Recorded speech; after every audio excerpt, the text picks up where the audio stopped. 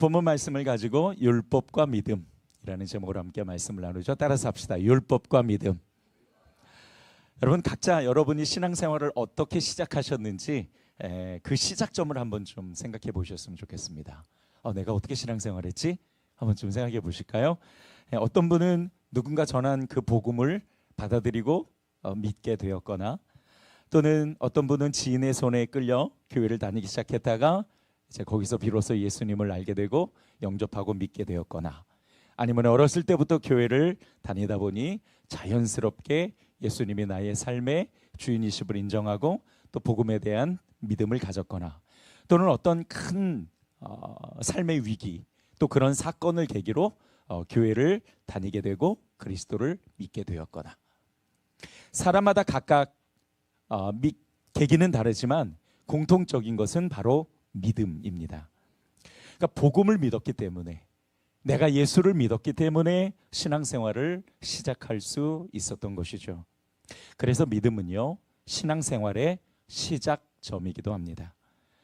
물론 처음엔 그 믿음이 완전하지 못하죠. 누구나 다 마찬가지지만, 그러나 믿음을 시작했다라는 점에서 그 신앙의 출발점이 되는 것이죠.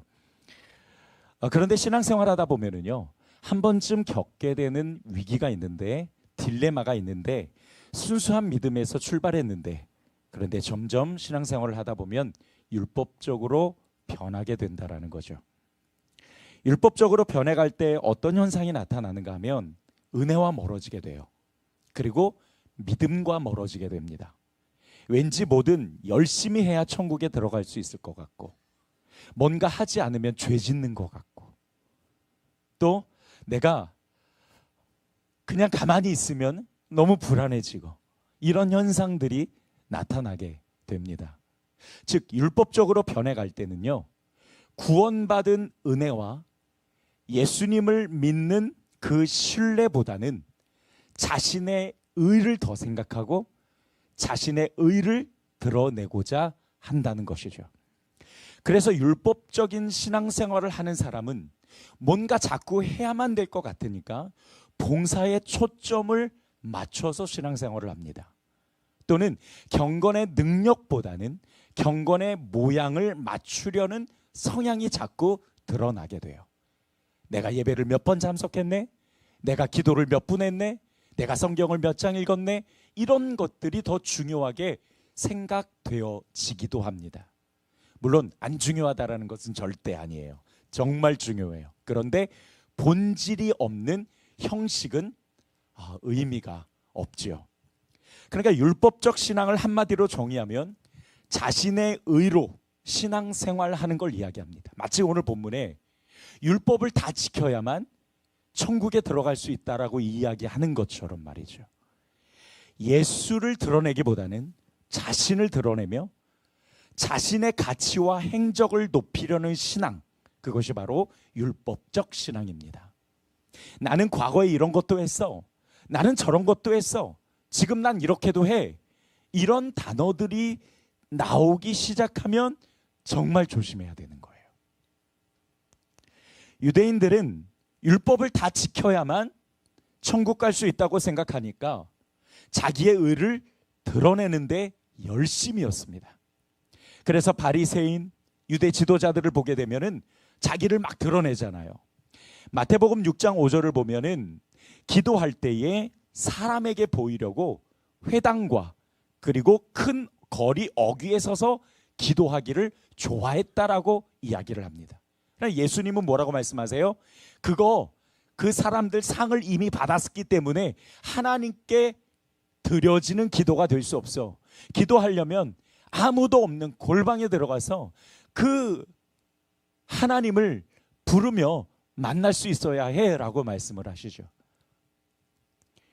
지난주에 우리는 갈라디아서 2장 20절을 통해 그리스도인이 어떻게 살아가야 되는가에 함께 말씀을 나눴습니다. 나를 사랑하사 자기 자신을 버리신 하나님의 아들을 믿는, 그렇죠, 믿음 안에서 사는 것이 그리스도인의 삶이라고 이야기를 하죠. 그러니까 그리스도인은 자기 의로 살아가는 것이 아닙니다. 내가 이것을 했네, 저것을 했네, 내가 이렇게 했네, 저렇게 했네가 아니라 믿음으로 사는 것이지요. 믿음으로 산다라는 것은 뭐냐면 나에게 믿음을 주신 예수 그리스도, 나에게 믿음을 주신 하나님의 그 은혜를 겸손하게 인정하고 살아가는 것이죠. 내 생각, 내 행동, 내 기준은 일찌감치 십자가에 못 박아버리고 내가 예수 그리스도를 믿음으로 내가 삶을 다시 살게 됐고 내가 주님을 믿음으로 이 인생을 새롭게 시작하게 됐는 그 은혜를 내가 얻었습니다. 나는 은혜로 살아가는 사람입니다 라고 인정하는 것, 그것이 그리스도인의 삶이죠. 그러나 반대로 그러지 못하다라는 것은 내가 율법적으로 변해간다라는 뜻이기도 합니다. 시간이 지나면 지날수록 그러지 말아야 되는데 예수보다 자신을 드러내려고 하는 것, 그것이 율법주의의 특징이다, 이렇게 생각하시면 좋을 것 같아요. 그런데 우리 모두 그런 연약한 부분들이 다 있어요. 저도 정말 어느 때는요, 우리 박성실 집사님 이런 것 좀 알아줬으면, 우리 창렬 집사님이 정말 나 이런 거 타는데 좀 칭찬도 격려 좀 해줬으면, 이런 생각도 정말 하기도 해요.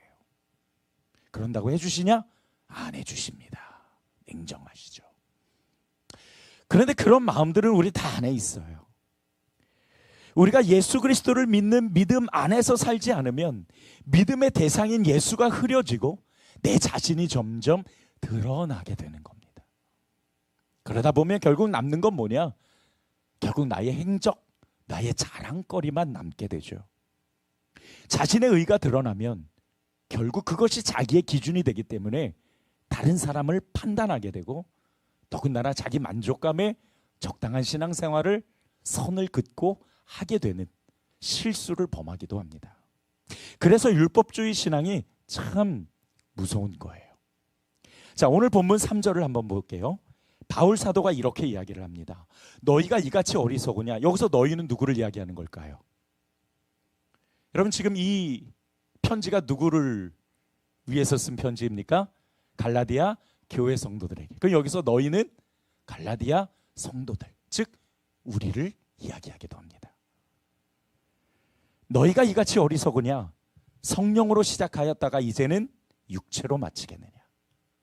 처음에는 믿음으로 시작했는데 그 믿음이 너무 감사해서, 내게 주신 그 은혜가 너무 감사해서 신앙생활을 그렇게 시작했는데 점점 시간이 갈수록 육체가 되어 간다라는 거예요. 즉 자기 자신만 보이게 된다라는 겁니다. 자기 자신의 초점이 맞춰져 간다라는 거예요.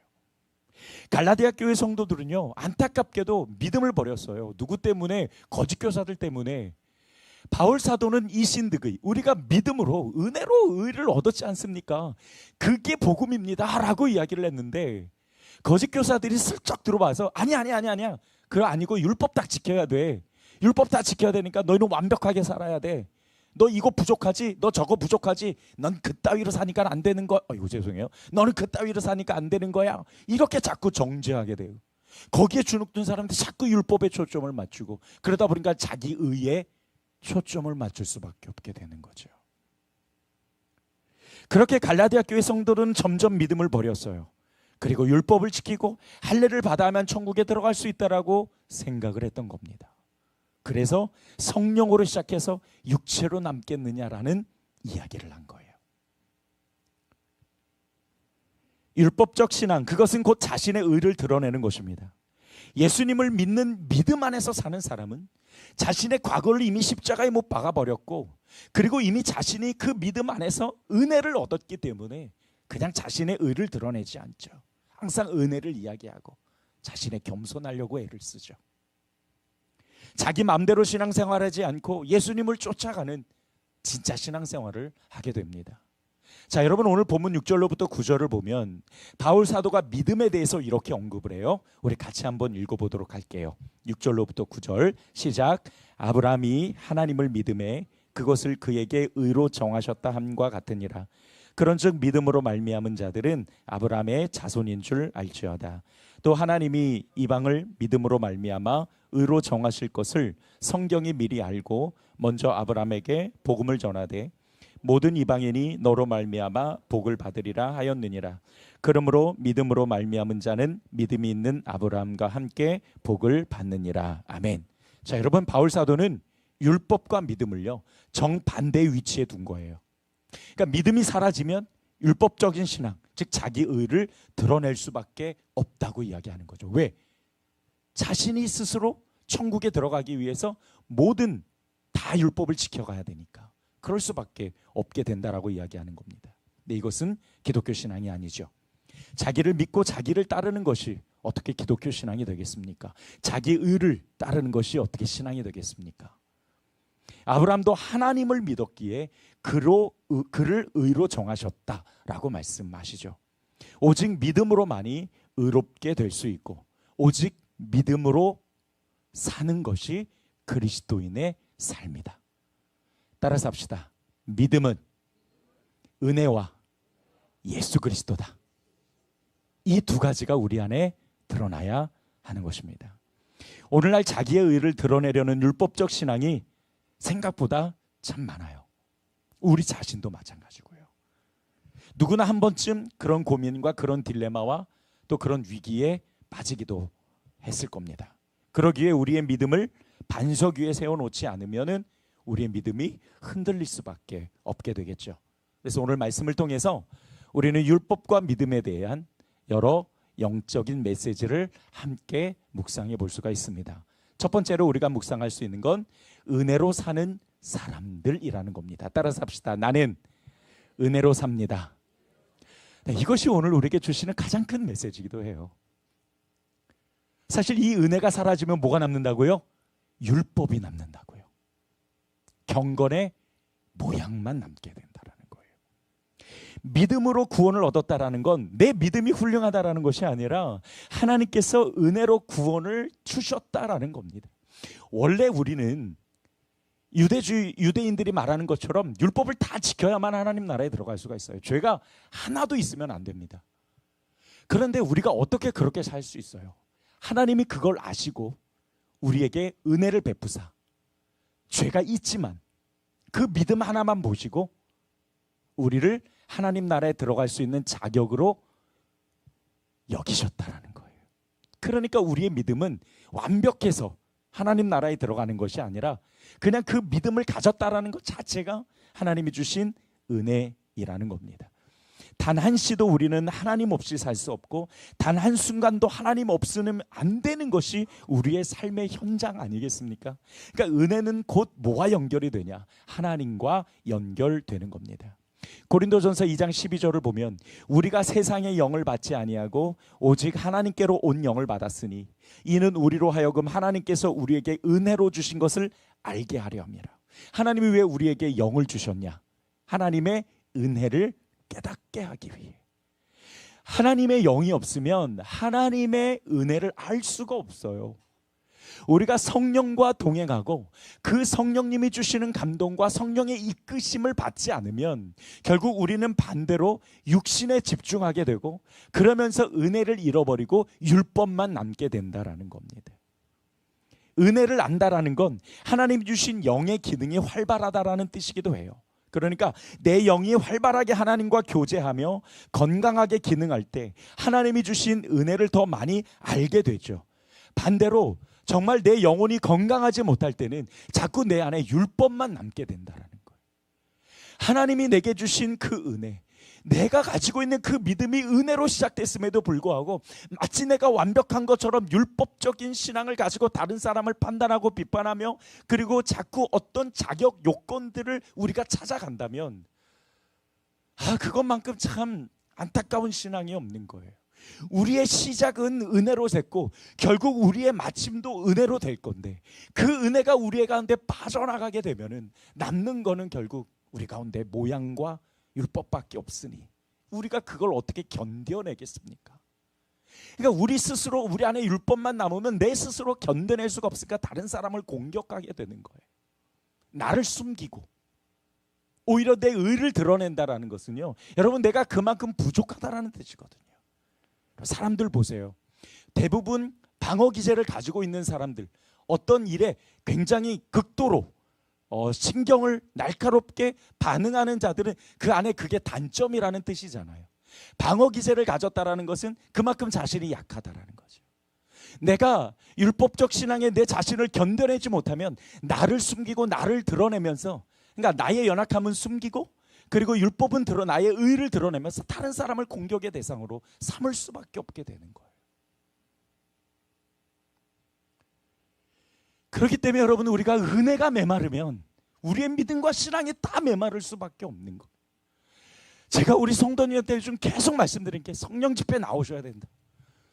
성령 집회가 우리의 영성의 엔진일 뿐만 아니라 여기서 우리가 은혜를 받아서 하루하루를 살아가는, 한 주간을 살아가는 성도들이 되어야 돼요.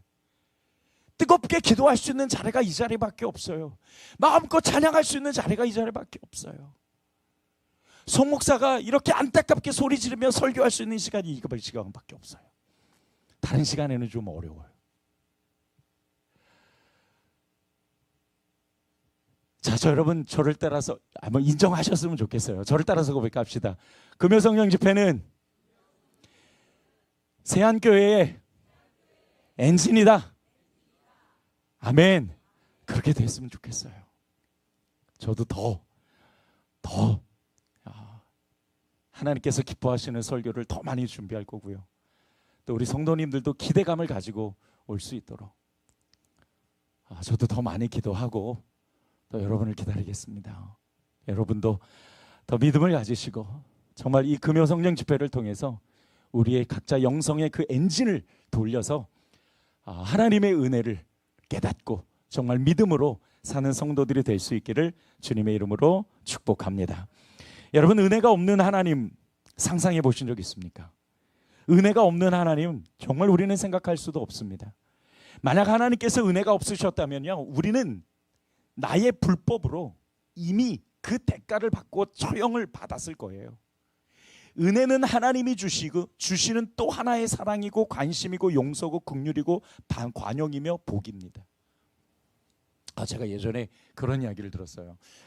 목사님, 찬양의 은혜가 잘 안 됩니다. 그런 말씀들을 하시더라고요. 왜 그러십니까? 모르는 찬양이 너무 많아요. 그런 생각들 좀 해보신 적 있으시죠? 저도 그러기는 한데요. 근데 여러분 보세요. 우리가 은혜의 정체를 한번 생각해 봅시다. 내가 잘 느끼지 못하면 그건 은혜가 아닌가요? 내가 마음에 들지 않으면 은혜가 아닌가요? 내가 모르는 것을 이야기하면 은혜가 아닌가요? 아니죠. 은혜는 그런 게 아니죠. 은혜는 하나님께서 우리에게 주시는 사랑, 관심, 용서, 긍휼, 관용, 복입니다. 그냥 우리가 그것을 받기만 하면 되는 거거든요. 은혜다 아니다의 정의는 나의 기준에 있지 않아요. 나의 감정과 내가 아는 것이냐 모르는 것이냐에 있지 않아요. 은혜는 그냥 하나님이 주시는 겁니다. 내가 자격 없이 받는 것이 은혜예요. 나의 기준에 맞춘 것이 아니라는 것이죠. 우리가 은혜를 받은 사람이라는 뜻은 곧 다른 사람을 대할 때도 은혜로 대해야 된다라는 겁니다. 무슨 뜻이냐면 율법적 신앙을 하는 사람은 항상 자기의 의를 드러내기 때문에 다른 사람을 자기 기준으로 비판하고 바라볼 수밖에 없어요. 그거는 어쩔 수 없는 거예요. 상처를 주면서 사람을 세우기보다는 사람을 죽이는 역할을 할 수밖에 없는 것이 율법입니다. 그래서 오늘 본문에도 보면은 그 율법으로 다 죽인다라고 이야기를 하시죠. 맞아요. 율법은 다 죽여요.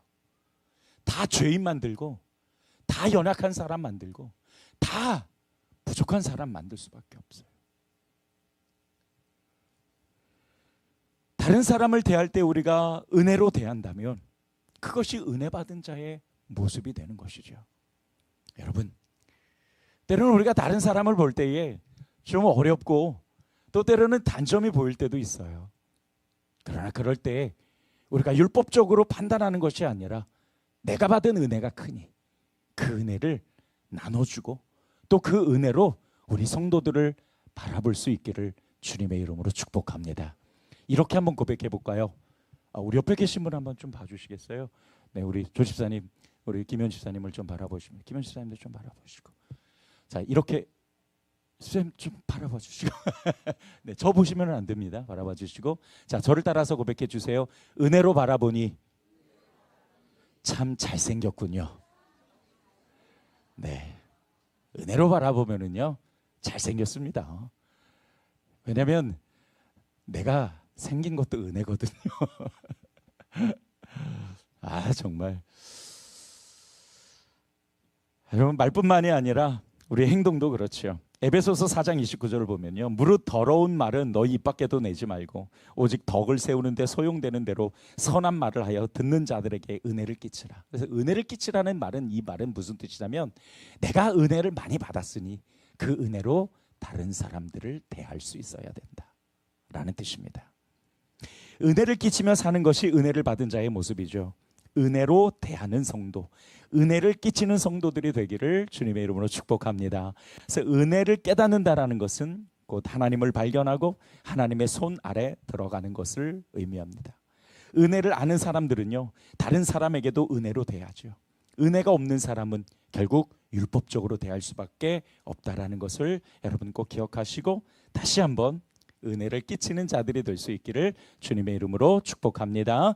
두 번째, 믿음을 잃지 않도록 지켜가야 합니다. 갈라디아 성도는 그 거짓 교사들의 다른 복음으로 인해 믿음을 버렸습니다. 그래서 율법적 신앙이 되고 말았지요. 믿음을 버리면 모든 것을 잃는 것과 같습니다. 그래서 사탄은 믿음을 빼앗기 위해 온갖 전략으로 우리를 유혹하고 공격하죠. 거짓 교사가 갈라디아 교회에 침투해서 성도들의 믿음을 빼앗던 것처럼 사탄은 지금도 세상을 이용해서요, 우리 믿음을 흔들고 거짓말로 유혹해서 잘못된 진리를 쫓아가게 만들도록 하죠. 그래서 우리가 믿음을 지켜가는 것이 참 중요하고, 이것이 현대 우리 그리스도인들이 꼭 가져야 될 영성입니다. 그래서 믿음은 잘 지켜가야 되는데 어떻게 지켜가냐? 교회 잘 다니는 것이 믿음 지켜가는 것인가? 성경 많이 읽는 것이 믿음 지켜가는 것인가? 그것도 맞아요. 그것도 맞는데 정말 중요한 것은, 여러분, 이 믿음이라는 단어는요, 관계 언어입니다. 무슨 언어요? 관계 언어. 누구와의 관계? 그렇죠. 예수님, 하나님과의 관계에서 나온 단어가 믿음이에요. 그러니까 우리의 믿음은 믿습니다가 아니라 나를 구원하신 예수 그리스도를 신뢰하는 것이죠. 근데 그 신뢰는 쌓아가는 겁니다. 한 번에 쌓이는 것이 아니라 점진적으로 쌓아가는 거예요. 여러분, 제가 전에 약간 충격받은 일이 하나 있었어요. 뭐냐면, 제가 예전에 얘기했던 기억도 슬쩍 나는데, 우리 영로랑 막 문자를 하다가 제가 이제 그랬죠. 영로야, 밥 같이 먹자. 그랬는데 영로가 제가 약간 오해가 있기는 했습니다만은, 우리 나중에 이제 밥 같이 먹자 그랬는데 영로가 싫다는 거예요. 그래서 막 알아보니까 무슨 얘기냐면, 목사님이랑 둘이 밥 먹는 게 부담스럽다는 거예요. 그럴 수도 있지. 그래, 한 번도 밥을 안 먹었으니까. 약간 오해가 있었던 내용이기는 합니다. 근데 그 오해는 슬쩍 뺄게요. 왜냐하면 본질은 나라가 둘이 먹는 게 부담스럽다는 게 본질이니까. 근데 왜 부담스러울까? 가만히 생각해 봤어요. 그랬더니 둘의 관계가 아직 신뢰가 많이 쌓이지 못했어요. 만약에 영도랑 저랑 충분한 신뢰를 쌓았다고 한다면 얼마든지 제가 밥을 먹자고 했을 때에 정말 신나서 목사님한테 공짜 밥 얻어먹는다, 그리고서는 저한테 왔을 거예요. 신뢰가 참 중요하구나. 그런데 왜 신뢰가 없었냐? 없는 게 아니라 아직은 영로와 저와 함께 친밀한 관계를 쌓아가는 시간이 적었던 것이죠. 여러분, 예수님을 믿는다라는 것도 마찬가지예요. 믿음은 한꺼번에 생기지 않고요, 믿음은 하나님과의 관계 언어이기 때문에 계속 그 신뢰를 쌓아가는 거예요. 하나님이 나의 삶에 함께 하시고 그분은 여전히 나를 좋은 길로 인도해 주실 거고, 내가 보기에 고난과 힘든 일이라 할지라도 하나님께서 나에게 가장 좋은 것을 주셨다라는 그 신뢰를 우리가 끝까지 가져가는 것, 그렇게 한 걸음 한 걸음을 내가 성숙한 신앙으로 만들어가는 것이 믿음을 지켜가는 것이다. 죄송하지만 예배 열심히 나오고 성경 열심히 읽고 기도 열심히 하는 것, 그것도 너무 좋은데 그것만 아니라 우리가 예수님과 더 계속적으로 친밀한 관계로 신뢰를 만들어가는 것이 중요해요. 그 신뢰는 어떤 사건을 통해서 경험될 수도 있고요, 말씀을 통해서 경험될 수도 있고, 기도를 통해서 경험될 수도 있는 거예요. 그래서 말씀드리는 게, 기도와 말씀을 성경 몇 장 읽고 기도 몇 분 했다가 중요한 것이 아니라, 그걸 통해서 내가 하나님을 얼마나 알게 됐고 그걸 통해서 내가 하나님을 얼마나 신뢰하게 됐는지를 우리가 점검해보고 돌아봐야 된다는 겁니다. 경건의 능력은 바로 거기서 나오게 되는 겁니다. 믿음은 하나님과 더 친밀해지고 또 하나님을 닮아가는 성장과 성숙이 있는 겁니다. 그렇다면 하나님과의 관계를 더욱 친밀하게 만들어가는 것, 어떤 것이 있을까요? 다른 것 없습니다. 하나님과 영적으로 교제하는 방법은 말씀 기도 예배밖에 없어요. 뭐 색다른 거 있으면 좋겠는데 없습니다. 결국 그것을 매개로 삼아 하나님께 더 가까이 가는 것이죠. 마지막 세 번째로 나의 의가 드러내지 않아야 합니다. 신앙생활이든 교회 신앙이든 교회 생활이든 가정 생활이든 자신의 의가 드러나서는 안 되죠. 왜? 그 자신의 의가 드러난다라는 것은 곧 내가 은혜를 잃어버리고 율법에 기울어지기 시작했다라는 뜻이기도 합니다. 자신의 의로 천국에 들어갈 수 있는 사람은 아무도 없어요. 만약 그럴 수 있다면 자신의 의를 드러내셔도 돼요. 내가 이거 했네 저거 했네 드러내셔도 됩니다. 그러나 그렇지 않다면 우리가 할 수가 없어요. 오늘 우리의 본문에도 말씀하셨지만 율법 아래 의인은 아무도 없습니다. 즉 우리는 하나님의 은혜를 받아 믿음으로 신앙생활하는 것이 내가 완벽하게 주의 말씀을 지켜갔기 때문에 내가 천국에 들어갈 수 있는 것은 아니죠. 내가 드러나면 예수가 죽는다라는 뜻은 바로 그런 뜻입니다. 신앙은 예수님이 드러나야 되는 거죠. 예수님처럼 말하고 행동하고 말하는 것이 신앙생활이죠. 왜? 신앙이라는 것은 믿고 따르는 거니까. 내가 예수님을 따른다라는 것은 예수님을 닮아간다라는 거고, 그 예수님을 닮아가는 모습이 내 삶에서 드러날 때에 예수가 드러나는 거죠. 내가 뭘 했는데, 내가 어떻게 했는데, 이거 내가 해놓은 건데, 이런 것이 아니라 정말 내 안에 하나님이 하게 하신 것을 우리가 감사하고 고백하고, 또 그분이 나를 통해 일하시는 놀라운 역사를 우리가 찬양하고 고백하는 것, 그것이 바로 예수가 드러나는 신앙입니다. 말씀을 정리하죠. 율법적 신앙, 그것은 자신의 의를 드러내는 것입니다. 그럴 수밖에 없는 것이 율법적 신앙이에요. 믿음과 멀어지면, 은혜와 멀어지면 결국 율법적 신앙이 될 수밖에 없습니다. 그러니까 우리가 버려야 될 것은 믿음이 아니라 내 안에 있는 의죠. 항상 주님 앞에서 겸손하고 은혜와 믿음을 잃지 않는 우리 귀한 성도들이 되기를 주님의 이름으로 축복합니다. 기도합니다. 좋으신 아버지 하나님, 오늘 율법적 신앙과 또 믿음의 신앙을 우리가 함께 보면서 내 안에 혹시라도, 정말 혹시라도 여전히 율법적 신앙, 은혜와 믿음이 사라지고 내 안에 그저 나를 드러내고자 하는 의가 있다면 아버지 하나님, 이 시간 우리를 용서하시고 우리가 다시 한번 주님의 말씀 앞에 엎드려 겸손하게 예수를 드러내는 우리 성도들이 될 수 있도록 인도하여 주시옵소서.